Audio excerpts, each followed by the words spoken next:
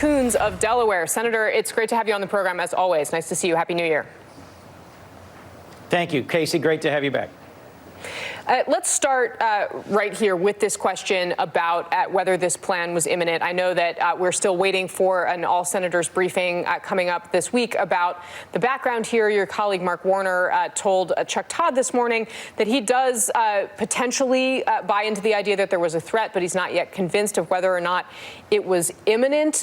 What is your view about the legality, essentially, of what the administration did here, and whether you have any questions about that? Kasie, of course, I have questions about what the administration's strategy is going forward and whether the intelligence that they'll be presenting to us this week justifies this strike against General Soleimani.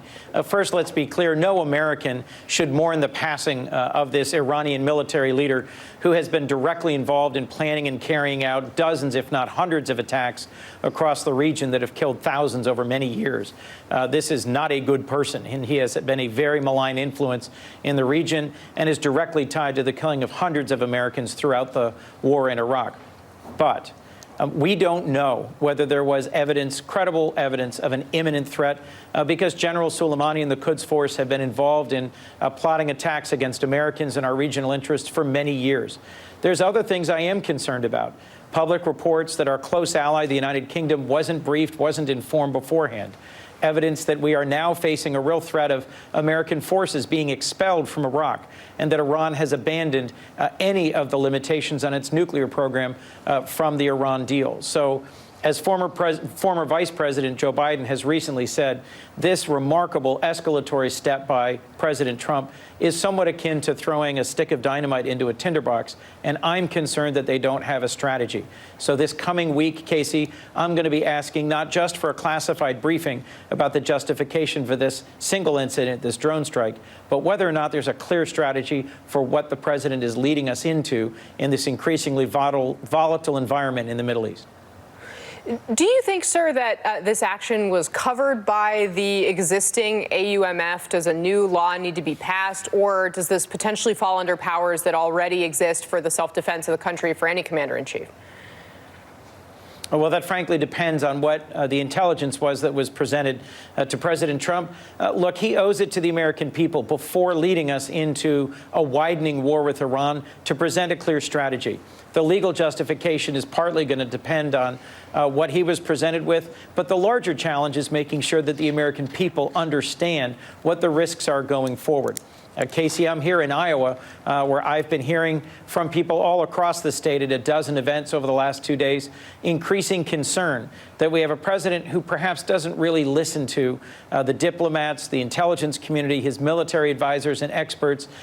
We have a country that's weary of long wars in the Middle East, in Afghanistan and Iraq. And I've heard increasing support for former Vice President Joe Biden because people here have confidence in his experience and in how he would make similar decisions going forward.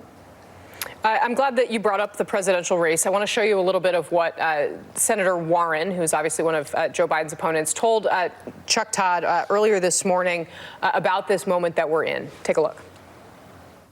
I think that people are asking, why this moment? You know, as I said, the administration can't keep its story straight.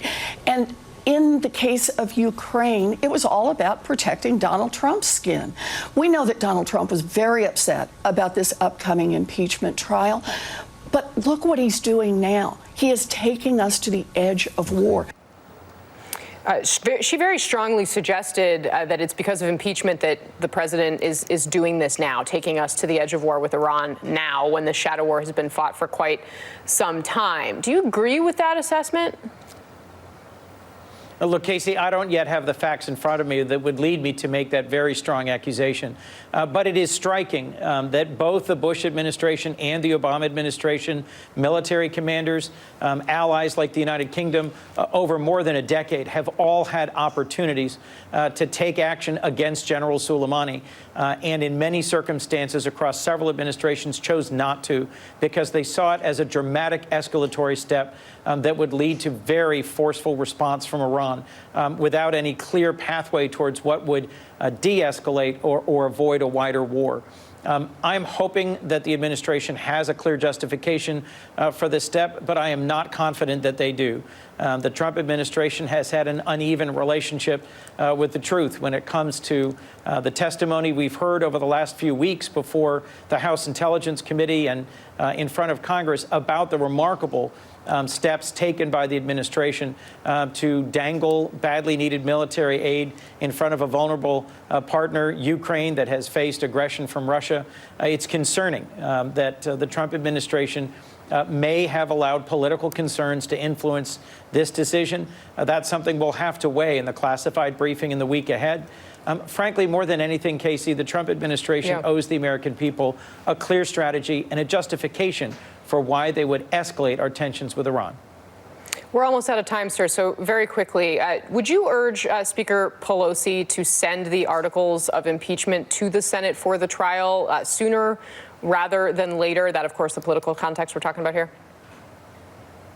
Well, I think it's important that senators step forward and say, we are going to demand a fair trial. We're going to demand the witnesses and the evidence that we need to actually know what happened in the decision-making before the president released this military aid approved by Congress to Ukraine.